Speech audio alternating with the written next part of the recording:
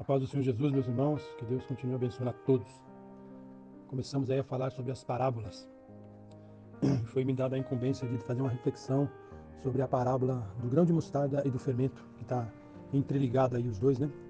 O grão de mostarda e o fermento.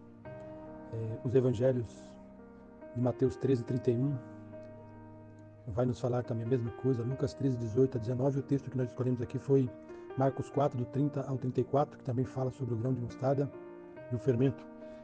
Na verdade, quando nós lemos, vai dizer que o grão de mostarda é minúsculo, né? Pequenininho, mas quando jogado na terra que cresce, ele se torna uma grande árvore, onde chega a agregar várias aves, né? O interessante é que a Bíblia vai dizer que essas aves, elas ficam nas raízes, né? Faz ninhos no chão praticamente, né? Não na copa da árvore. Mas quando nós colocamos e transpusemos essa parábola semelhante ao reino de Deus, nós vamos ver que são oposições, né? Oposições do que o mundo tenta contra a igreja, contra a obra do Senhor. Pode ver que vai falar que é uma mulher que colocou fermento junto da massa de pão e ela levedou, azedou, né? Então nos remete no reino de Deus as pessoas quererem parar, né, o ministério de Deus na igreja, em nossas vidas. Mas Jesus pegou essa parábola e a comparou com esses dois elementos, uma pequena semente e um fermento, mas nada pode parar a obra de Deus, né? Quando nós estudamos um pouquinho mais, nós vamos ver o escritor de Mateus 13. Mateus, ele vai dizer no 13, no 31, né? 13:31, que também fala as parábolas do mostarda e do fermento. E o escritor, com inspiração de Deus, diz: e outra palavra lhes propôs, dizendo: o reino dos céus é semelhante a um grão de mostarda que um homem, pegando dele, semeou no seu campo, o qual é realmente o menor de todas as sementes, mas crescendo é a maior das plantas, e faz-se uma árvore de sorte que vem as aves do céu e animais nos seus ramos. Ele propôs outra parábola, que vai falar sobre a parábola do fermento.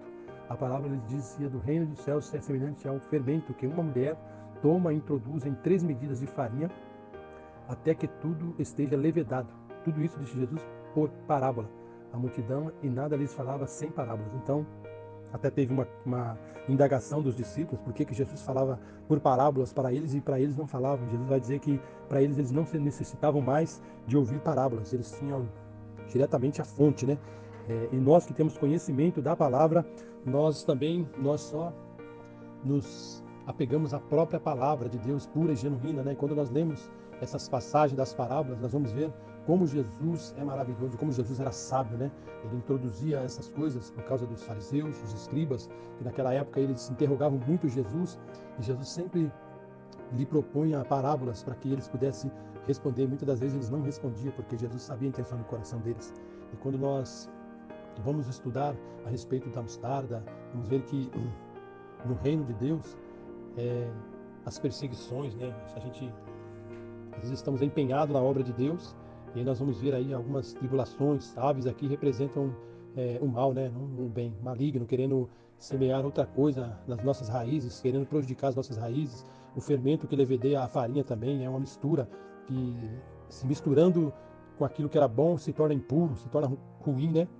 Então, nós temos que parar e meditar no reino dos céus e temos a convicção de que nós estamos caminhando para o reino dos céus e que nós teremos também aqui adversidade, lutas e tribulações para que possamos prosseguir. A Bíblia diz: sigamos e prossigamos em conhecer o Senhor. O Senhor é uma fonte inesgotável. Então, nessas humildes palavras, eu deixo aqui essa pequena reflexão.